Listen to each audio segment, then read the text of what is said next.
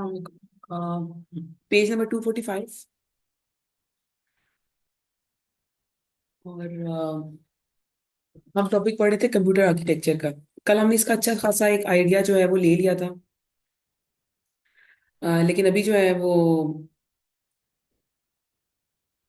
इसकी थोड़ी सी और डिटेल पढ़ेंगे। बाकी मेन जो है वो इंशाल्लाह जिंदगी रही तो हम मंडे को, आप लोगों का टेस्ट है ट्यूसडे से इंशाल्लाह स्टार्ट करेंगे जो मेन टॉपिक है, ठीक है। सो अभी जनरल साइड पढ़ते हैं। अच्छा, मैंने आपको कल कुछ पिक्चर्स दिखाई थी। उन पिक्चर्स में ये मदरबोर्ड था, ये बसेस की पिक्चर्स थी, ये प्रोसेसर था, ये देख लो, ये प्रोसेसर होता है आपका। इसको अगर मैं ये इस तरह का।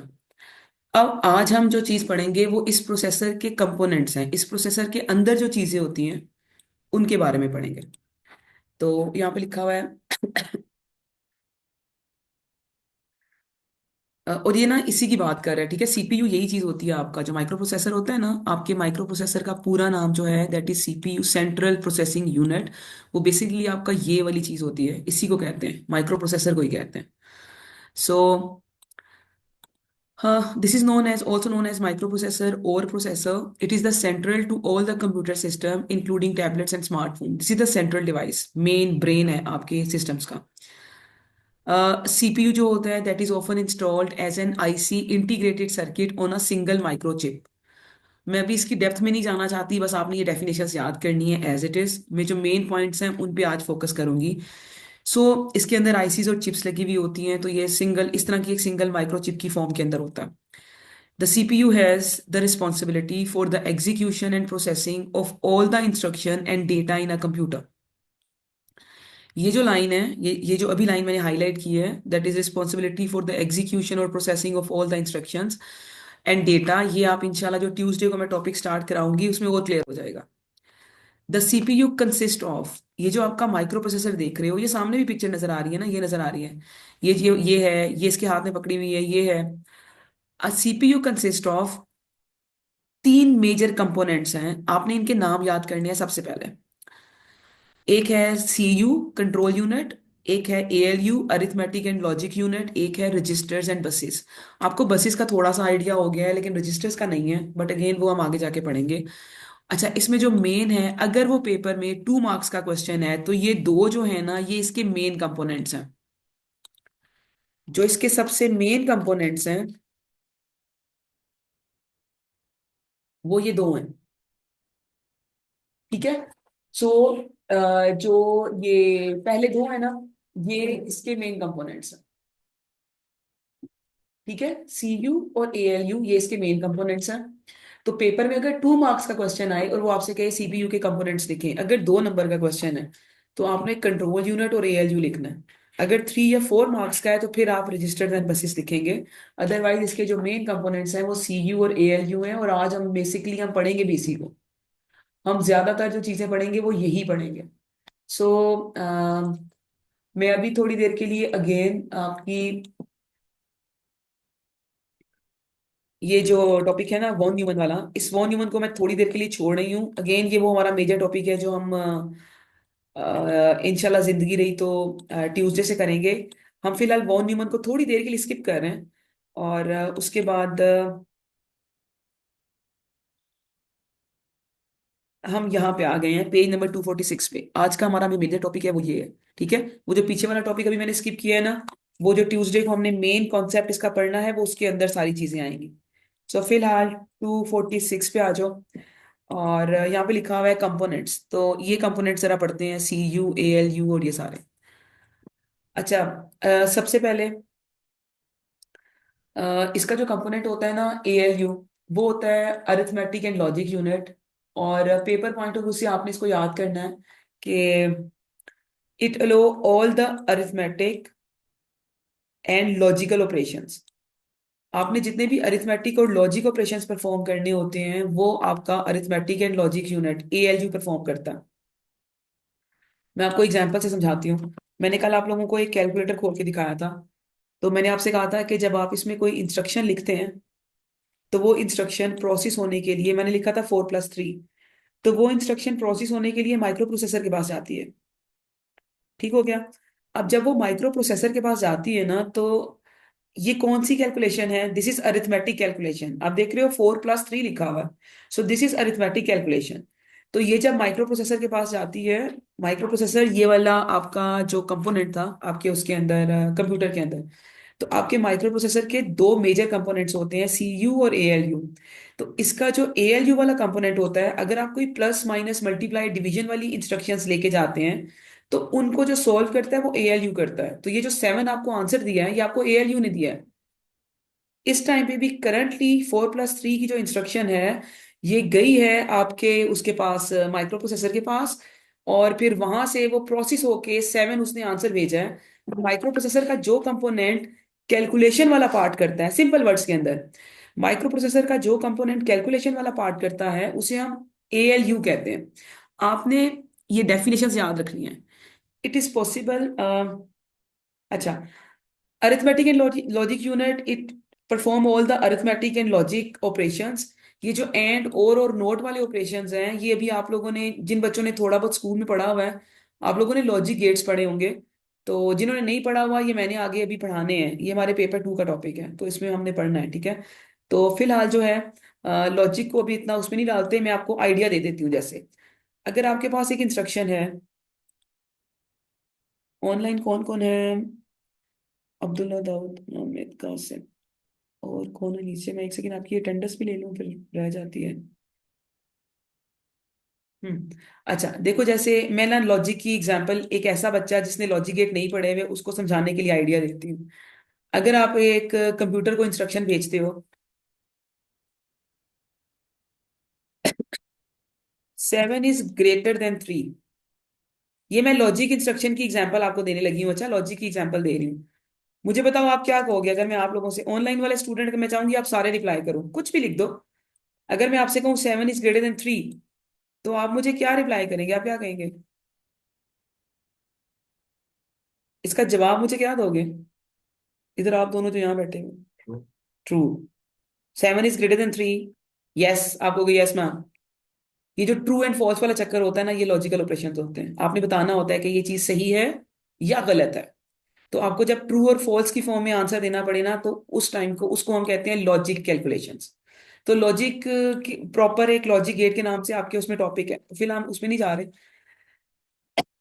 इतना याद रखना है कि जितनी भी अरिथमेटिक एंड लॉजिक कैलकुलेशंस होती हैं, वो एएलयू परफॉर्म करता है। उसके बाद नीचे उसने उसी को एक्सप्लेन किया हुआ है। और ये जो लिखा हुआ है, it is possible for a computer, ये जो नीचे लिखा हुआ है, it is possible for a computer to have more than one ALU, ये उसके लिए है जो आजकल आप लोग Core i5, Core i7 की बात करते हैं ना, उनमें एक से ज्यादा एएलयूज होते हैं।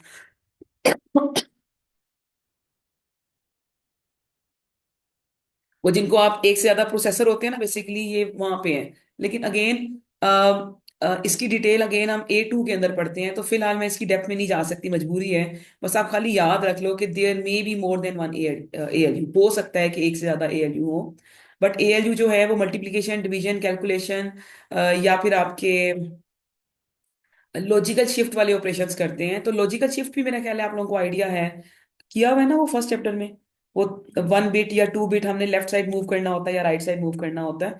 और अगर किसी को अभी याद हो, तो जब आप वो लॉजिकल शिफ्ट करते थे, तब भी आप अगर लेफ्ट साइड पे जाओ, तो मेरा ख्याल है आप ×2 होते थे, और राइट साइड पे जाओ तो आप /2 होते हैं। ठीक है, तो वो भी बेसिकली आपकी जो है वो अरिथमेटिक कैलकुलेशन ही है। ठीक है, ये पढ़ा हुआ है हमने लॉजिकल शिफ्ट के अंदर, शिफ्टिंग के अंदर। उसके बाद है 247। 247 पेज है हमारा आगे, और इसमें क्वेश्चन है सीयू का। तो कंट्रोल यूनिट जो है वो क्या करता है? अब मैं आपको एक एग्जांपल से समझाती हूँ। कंट्रोल यूनिट पे आने से पहले ना, मैं आपको एक एग्जांपल से समझाती हूँ। मैंने अभी आपको एक इंस्ट्रक्शन समझाई थी। मैंने अभी आपको कैलकुलेटर पे एक इंस्ट्रक्शन लिख के दी थी, 4+3। और जब हमने एंटर प्रेस किया था, तो कंप्यूटर ने हमें, कैलकुलेटर ने हमें आंसर दिया था 7। ठीक है। अब मैं इसी इंस्ट्रक्शंस को जरा दूसरी तरह लिखने लगी हूँ। देखो तुम लोग को समझ आता है, अभी तुम लोग बहुत डेप्थ में नहीं जा सकते, लेकिन मैं जो लिखूंगी मेरा ख्याल है देखते साथ थोड़ा सा समझ आ ही जाएगा।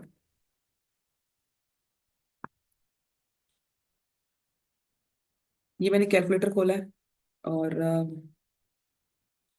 अगर हम मोहम्मद इस पे सबसे पहले लिखते हैं फोर, फोर प्रेस करते हैं, तो इसको हम लिखते हैं LDA फोर। इसका मतलब होता है फोर को लोड कर दें। ये एक इंस्ट्रक्शन है, LDA फोर को लोड कर दें। ये तुम लोगों ने आगे इसी चैप्टर के अंदर भी ये पढ़नी है। और तुम लोगों ने इंशाल्लाह AS में अगर कोई बच्चा कंप्यूटर रखेगा तो उसमें भी ये चीजें डिटेल से पढ़ेगा। अभी खाली कॉन्सेप्ट लो कि जब आप लोग कैलकुलेटर में 3+4 लिख रहे होते हो तो बैकएंड पे इस तरह की इंस्ट्रक्शन बन रही होती है। जब आपने कंप्यूटर में फोर प्रेस किया तो पीछे बैकएंड के ऊपर इस तरह लिखा गया होगा LDA फोर। इसका मतलब है फोर को लोड कर दें। और कभी कभी फोर की बजाय फोर का बाइनरी लिखा हुआ होता है। ये फोर का बाइनरी है, 1 2 4। अब ये देख रहे हो, ये फोर का बाइनरी है, 1 2 4। तो LDA फोर। उसके बाद हम क्या करते हैं, इसमें अगला स्टेप क्या होता है, प्लस। और प्लस के बाद हम लिखते हैं 3, +3। +3 को ना, जब आप +3 लिखते हो तो कंप्यूटर में पीछे लिखा जाता है ऐड 3। इसका मतलब होता है, इस लाइन का मतलब होता है कि जो चीज आपने लोड की थी उसमें 3 को क्या करें, ऐड कर दें। उसके बाद जब आप उसे ऐड करते हो, उसके बाद जो आंसर होता है ना, आंसर, आंसर के लिए जब आप इक्वल टू प्रेस करते हो तो पीछे लिखा हुआ होता है आउट। आउट का मतलब होता है वो जो आपने फोर के अंदर 3 ऐड किया था, जो भी आंसर आया था उसको स्क्रीन पे दिखा दें। तो आउट का मतलब होता है कि वो जो इसका आंसर होता है ना 4 और 3 को ऐड करने का, वो स्क्रीन पे नजर आ जाता है। इन चीजों को हम इंस्ट्रक्शंस कहते हैं। मैं बिल्कुल सिंपल वर्ड्स में आपको समझा रही हूँ। मैं आपसे ये नहीं कह रही कि आपको ये इंस्ट्रक्शन लिखनी आनी चाहिए, लिखनी नहीं आनी चाहिए। मैं आपको सिर्फ ये समझा रही हूँ कि जब आपने कैलकुलेटर में एक लाइन लिखी थी 4+3 और इक्वल टू प्रेस किया था तो 7 आंसर आया था। उसको जब कंप्यूटर कन्वर्ट करता है तो वो 3 लाइंस में कन्वर्ट करता है। फोर को लोड कर दो, ऐड को 3, 3 को ऐड कर दो, और जो आंसर आया है उसको स्क्रीन पे आउटपुट करा दो। अब ये जो इंस्ट्रक्शन है ना, अगर मैं आपसे कहूँ ना, मुझे नहीं पता आप में से कुछ बच्चों को इसका आइडिया होगा, कुछ को आइडिया नहीं होगा। बट मैं आपको थोड़ा सा खाली दिखाती हूँ। लाइक मैं अपने हिस्से का काम करती हूँ कि क्योंकि जब फर्स्ट टाइम बच्चे सीखते हैं ना तो कुछ चीज़ें, मैं इसकी प्रॉपर्टीज में गई हूँ अपने PC की। मेरे processor Core i5 7th generation है। इसमें 4 प्रोसेसर लगे हुए हैं। दो की स्पीड 2.50 है, दो की 2.7 है। ये देख रहे हो जो माइक्रो प्रोसेसर की स्पीड नजर आ रही है 2.5, इसका मतलब है इस 2.5 का, ये मैं एक्स्ट्रा इन्फॉर्मेशन दे रही हूँ। अच्छा, इस 2.5 का मतलब है कि आपकी, ये वाला जो मेरा कंप्यूटर है, अगर मैं 2.5 की बात करूं तो ये 2.5 बिलियन इंस्ट्रक्शंस एग्जीक्यूट करता है इन 1 सेकेंड। इंस्ट्रक्शन क्या होती है, ये इस तरह की इंस्ट्रक्शंस होती हैं। ये जो मैंने अभी आप लोगों के लिए इंस्ट्रक्शंस लिखी थी ना, ये इंस्ट्रक्शन है।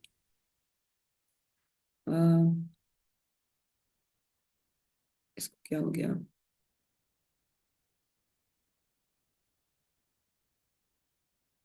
आपने ना इसकी डेप्थ में नहीं जाना है। सिर्फ मैं जितना समझाना चाह रही हूँ कोशिश करो कि वो बातें आपको समझ आए। जब आप कंप्यूटर में कोई काम, अभी आपने ना बहुत सारी चीजें पढ़नी है, असेंबली लैंग्वेज पढ़नी है, लो लेवल लैंग्वेज पढ़नी है, ये टॉपिक आप लोगों ने आगे पढ़ने हैं। आपको ये सारी चीजें बहुत अच्छे समझ आ जाएंगी। फिलहाल सिर्फ इतना सोचे कि मैम ने वो जो एक लाइन लिखी थी कैलकुलेटर पे 4+3, तो मैडम ये कह रही हैं कि बैकग्राउंड के अंदर वो जो एक लाइन है वो ब्रेक होके इस तरह की इंस्ट्रक्शंस में कन्वर्ट होती है। अब जब मैम कह रही है तो वो होती है। जब आप लोग पूरा सिलेबस खत्म कर जाओगे तो आपको काफी सारी डिटेल समझ आ जाएगी। तो ये ना इंस्ट्रक्शंस हैं, लोड कर दें, ऐड कर दें, आउट प्रिंट कर दें। इस तरह की 2.5 बिलियन इंस्ट्रक्शंस 1 सेकेंड में मेरा कंप्यूटर सो, तो इतनी स्पीड होती है आपके कंप्यूटर की, हम सोच भी नहीं सकते। तो ये इतनी तेजी से काम हो रहा होता है कि हम, हमें समझ भी नहीं आती और स्क्रीन के ऊपर आंसर नजर आना शुरू हो जाता है। तो वो जो मैं अभी रुकी थी ना थोड़ी देर के लिए, क्योंकि मैं आपको बेसिकली वो समझाना चाह रही थी CU। तो मैं इस CU के लिए थोड़ी देर के लिए आपके पास रुकी थी। तो मैं आपको समझाती हूँ कि होता क्या है। ये वाली जो इंस्ट्रक्शंस होती है ना, ये जाती हैं आपके जब कंप्यूटर के पास जाती हैं। अब मैं ना CU की तरफ आ गई हूँ। मेन आज का टॉपिक ये है, ये तो मैंने हेलो हाय खाली आपको करवाई है। इसके ऊपर फिलहाल कोई क्वेश्चन वगैरह नहीं है, ठीक है। ये मैंने आपको सिर्फ आइडिया दिया है। जब आप जाते हो ना, जब आपके पास कोई भी इंस्ट्रक्शन है वो एग्जीक्यूट होती है ना, माइक्रो प्रोसेसर के पास जाती है। तो माइक्रो प्रोसेसर के दो मेन कंपोनेंट कौन कौन से बताए थे, माइक्रो प्रोसेसर के दो मेन कंपोनेंट कौन कौन से बताए थे, एक बताया था कंट्रोल यूनिट और दूसरा बताया था ALU, arithmetic and logic unit. आप सामने स्क्रीन पे देखना जरा। अब मैं सिंपल सीयू समझाने लगी हूँ। कोई भी इंस्ट्रक्शन जब माइक्रो प्रोसेसर के पास जाती है, सबसे पहले उसको कंट्रोल यूनिट रिसीव करता है। इंस्ट्रक्शन जब माइक्रो प्रोसेसर के पास जाती है ना, सबसे पहले कंट्रोल यूनिट रिसीव करता है। सोचो ये इंस्ट्रक्शन गई माइक्रो प्रोसेसर के पास ना, ये माइक्रो प्रोसेसर के पास गई, कंट्रोल यूनिट ने इसको रिसीव किया। उसके बाद कंट्रोल यूनिट इसको इंटरप्रेट करता है। इंटरप्रेट का मतलब होता है ट्रांसलेट करता है, इसको समझता है कि इसका मतलब क्या है। इसका मतलब है कि LDA4, इसका क्या मतलब है? इसका मतलब है कि ये सीयू इसको रिसीव करेगा, रिसीव करके इसको ट्रांसलेट करेगा, इंटरप्रेट करेगा, समझेगा, और फिर उसको समझ आएगी अच्छा इसका मतलब है कि मैंने 4 को क्या करना है, लोड करना है। 4 को लोड कर देगा। उसके बाद 4 को लोड कर देगा। अच्छा, लोड कहाँ करेगा वो हम आगे जब टॉपिक पढ़ेंगे तो मैं आपको आइडिया दूंगी। ये ना 4 को लोड कर देगा। अब लोड करने के बाद ना दूसरी इंस्ट्रक्शन आएगी। ये इंस्ट्रक्शन भी सबसे पहले कौन रिसीव करेगा, समझ आ जाएगी ये तो कोई अरिथमेटिक कैलकुलेशन है। ऐड 3 का मतलब है कि मैंने कुछ ऐड करना है। ऐड फिर डिसाइड करता है कि क्या करना है। यहां से ये ऐड 3 वाली जो इंस्ट्रक्शन है इसको उठाएगा और ALU को दे देगा। ALU को कहेगा हाँ भाई तुम्हारे लिए काम आया है। अब जो आपका ALU है वो इस इंस्ट्रक्शन को रिसीव करेगा, CU भेजेगा ALU के पास। तो ALU क्या करेगा, वो जो पहले से 4 लोड हुआ हुआ था उसमें 3 को ऐड करेगा, ऐड करके 7 आंसर कैलकुलेट करके रख लेगा। ये ALU का काम है कि वो ऐड करेगा। उसके बाद जब हम आउट पे जाते हैं तो ये इंस्ट्रक्शन भी सबसे पहले जो है वो कंट्रोल यूनिट रिसीव करेगा। रिसीव करने के बाद इसको समझ आएगी अच्छा ये जो है, इसका मतलब है कि जो ALU ने आंसर 7 कैलकुलेट किया था वो मुझे स्क्रीन पे दिखाना है। तो CU क्या करेगा, इस डेटा को इसको डायरेक्ट डेटा बस के थ्रू वो मॉनिटर की तरफ भेज देगा और स्क्रीन पे आपको 7 लिखा हुआ नजर आना शुरू हो जाता है। ठीक है। मैं बिल्कुल कोशिश कर रही हूँ कि मैं बच्चों की तरह आपको चीजें समझाऊं, बहुत डेप्थ में जाए बगैर। तो समझो 4, उसके बाद हम +3 करते हैं इसमें। उसके बाद जब आप इक्वल टू प्रेस करते हैं तो पीछे ये सारा काम होता है। ये इंस्ट्रक्शन जाती है CU के पास, उसको समझ आती है कि स्क्रीन पे मैंने 7 प्रिंट कराना है, तो वो आपको ये प्रोसेस कैलकुलेटर की स्क्रीन पे 7 दिखा देता है। अब इस एग्जाम्पल को माइंड में रखते हुए अब आप इसकी डेफिनेशन पढ़ें जो कि पेपर में आपने याद करनी है। मैं आपके मैसेजेस अभी नहीं देख सकती, मुझे एक दफा टॉपिक कंप्लीट करने दें। The control unit controls the operation of the memory, processor, and input-output devices. It ensures synchronization of data flow and program instruction throughout the computer. ये मेन पॉइंट है इसका। सिंक्रोनाइज का मतलब ही समझाती हूँ।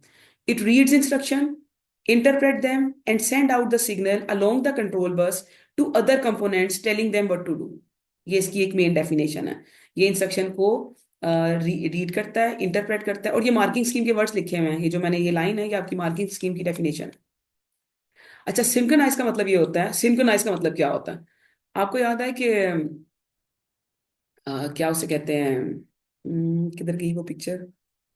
सिंक्रोनाइज का मतलब समझाती हूँ।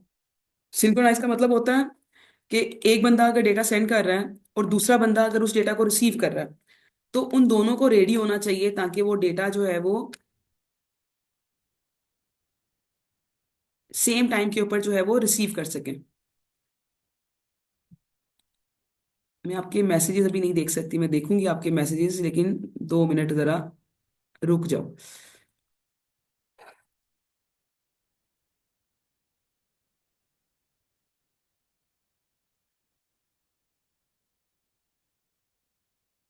ये देख रहे हो, जैसे ना जब रैम CPU के पास डेटा भेजती है, वो 3 और 4 जब उसने भेजा था ना, और उसके बाद जब वो आउट वाली स्क्रीन चली थी, तो आउट का मतलब है कि स्क्रीन के ऊपर आप सोचो, स्क्रीन मॉनिटर जो है वो यहाँ पे लगा हुआ है, इस जगह पे।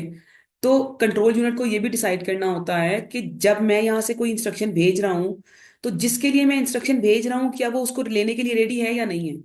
उसके लिए ना हम सिंक्रोनाइज का वर्ड यूज करते हैं। मुझे याद है मैंने आपको एक वो एग्जांपल दी थी जब मैंने पैरेलल ट्रांसमिशन समझाया था। तो मैंने आपको कहा था एक बंदा बॉल फेंक रहा है, दूसरे बंदे ने बॉल पकड़ के बास्केट में डालनी है। तो at the same time both sender and receiver must be ready to send the data and receive the data at the same speed. Otherwise जो है वो डेटा जो है वो डिस्कार्ड हो जाता है, बॉल्स गिरना शुरू हो जाएंगी। ये एग्जांपल मैंने आपको लास्ट टाइम पहले भी दी थी। तो अब जरा थोड़े मैसेज देख लूं। अब्दुल्ला, CPU ना इनपुट डिवाइस है ना आउटपुट डिवाइस है। CPU प्रोसेसिंग डिवाइस है। CPU ना इनपुट डिवाइसेस के अंदर आती है ना आउटपुट के अंदर आती है। सॉरी, आपका मैसेज मैंने अभी देखा है। ठीक है। अच्छा, ये तो आ गई आपकी मार्किंग स्कीम की डेफिनेशन। उसके बाद कहाँ गया? असल में तुम लोगों को पढ़ाते हुए ना मेरे माइंड में ये चल रहा है कि आगे 2 छुट्टियां हैं, फिर एक टेस्ट है। तो मैं एक हद से ज्यादा कॉम्प्लिकेटेड चीजें आज आप लोगों को ना पढ़ाऊं, इसलिए थोड़ा सा मैं हाथ हल्का रखा हुआ है थोड़ा सा। अच्छा, एनीवेज, आगे पढ़ लेते हैं। ये रहा। The control unit reads the instruction from memory. The address of the location where instruction can be found is stored in PC. अच्छा, पीसी वाली कहानी आ गई ना। अगेन, ये वाला जो टॉपिक है ना वो भी हम जब वो पढ़ेंगे ट्यूसडे वाला टॉपिक, तो उसमें क्लियर होगा। मैं वापस आऊंगी इन चीजों की तरफ, सो आपने परेशान नहीं होना है। मैं जानबूझ के इन टॉपिक्स को स्किप कर रही हूँ। अच्छा, उसके बाद है आपके पास है सिस्टम क्लॉक का एक टॉपिक है। सिस्टम क्लॉक ये मैंने अभी जो आपको बताई है, ये जो मैंने आपको बताया था 3.2 या 2.5 बिलियन इंस्ट्रक्शंस। तो ये आपके माइक्रो प्रोसेसर के अंदर क्लॉक लगी हुई होती है जो इसको प्रोसेस करती है।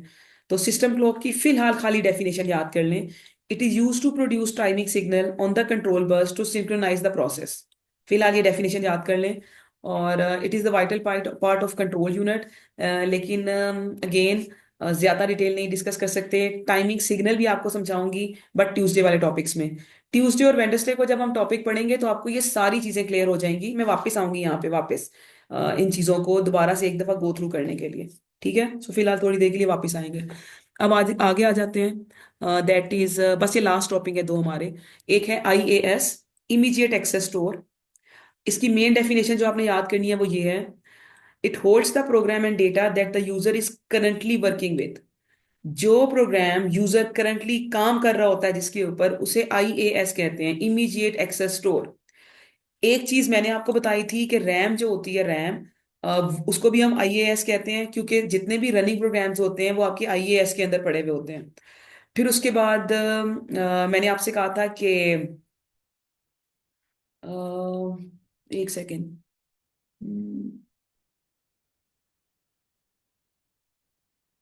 हाँ ठीक है, नीचे वाला प्रोसेस यही लिखा हुआ है कि जब CPU को कोई डेटा चाहिए होता है तो वो हार्ड डिस्क, बैकिंग स्टोर का मतलब होता है हार्ड डिस्क, वो हार्ड डिस्क से डेटा उठा के रैम के अंदर डालता है। और उसके बाद आप रैम के थ्रू जो है वो डायरेक्ट, आपका जो CPU है वो रैम के थ्रू डायरेक्ट उसको एक्सेस कर सकता है। यहाँ लिखा हुआ है the RAM holds all the data and programs to be accessed by the CPU। ठीक है। उसके बाद CPU को हार्ड डिस्क के अगर कोई चीज चाहिए हो तो हार्ड डिस्क से उठा के उसको पहले रैम में डालता है। और उसके बाद ये लिखा हुआ है ना, ये CPU takes the data and program held in backing storage. Backing store का मतलब होता है hard disk. And puts them into a RAM, क्योंकि आपका माइक्रो प्रोसेसर सिर्फ रैम से बात कर सकता है। उसके बाद आ जाते हैं रजिस्टर्स के ऊपर। रजिस्टर क्या चीज़ है? फिलहाल के लिए छोटा सा एक पॉइंट, और बस हम यहीं पे इसको फिलहाल के लिए इसको खत्म करेंगे। ठीक है। मैं आपको एक दो क्वेश्चन दिखा दूंगी।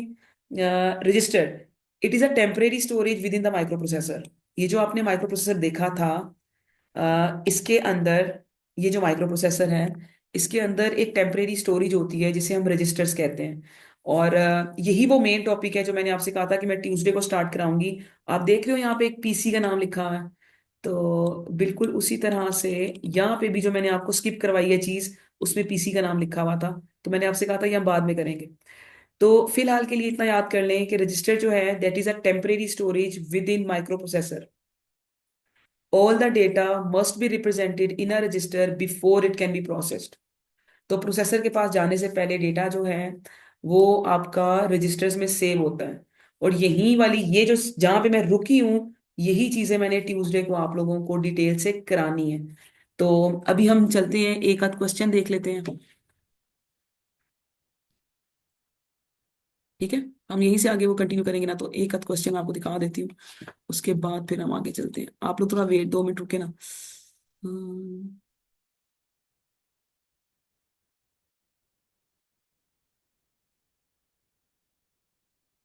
पेज नंबर 256 पे आ जाओ।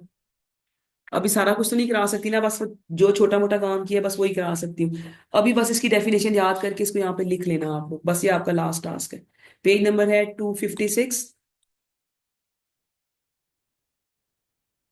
हर क्वेश्चन लिखा हुआ है what is the function of the control unit. CPU क्या काम करता है? ठीक है, 3 नंबर का क्वेश्चन है। मैं आपको इसकी मार्किंग स्कीम दिखाने लगी हूँ, वही है जो मैंने अभी आपके साथ डिस्कस की है। इसको याद करें, याद करके लिख लें। बाकी कंट्रोल यूनिट के एक दो क्वेश्चन हैं, लेकिन वो हम तब करेंगे जब हम पूरा टॉपिक खत्म कर लेंगे। अभी नहीं कर सकते, मजबूरी है। ठीक है। तो what is the function of control unit, ये उसकी डेफिनेशन लिखी हुई है।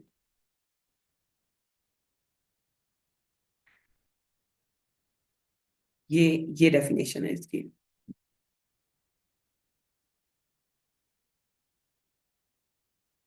ठीक है। और इन्हीं इंस्ट्रक्शंस को मैंने वर्डिंग के अंदर लिखा हुआ था, मैं आपको दिखा देती हूँ, आप लोग इसी पेज पे रहिएगा, 256 पे ही। आप लोग इसी पेज पे रहिएगा। इन्हीं पॉइंट्स को मैंने पैराग्राफ की फॉर्म में ये लिखा था, आप यहाँ से देख के इसको लिख सकते हो। मैं आपको दिखा देती हूँ। बस आज का काम हमारा यही है। ये जो मैंने थर्ड पॉइंट किया था ना, ये वाला, ये वही इंस्ट्रक्शन है। और एक ये फर्स्ट वाला, फर्स्ट और थर्ड लाइन, फर्स्ट और थर्ड लाइन आपकी।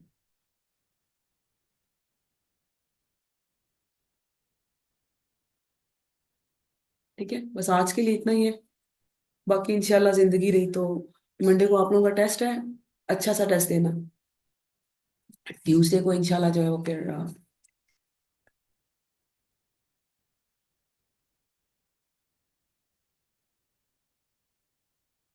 क्योंकि आज थोड़ा सा मुझे जल्दी जाना है, मुझे समय डॉक्टर के पास भी जाना है। तबीयत थोड़ी सही नहीं है मेरी, तो इसलिए आज थोड़ा सा मैं जल्दी क्लास जो है ना उसको खत्म कर दूँ।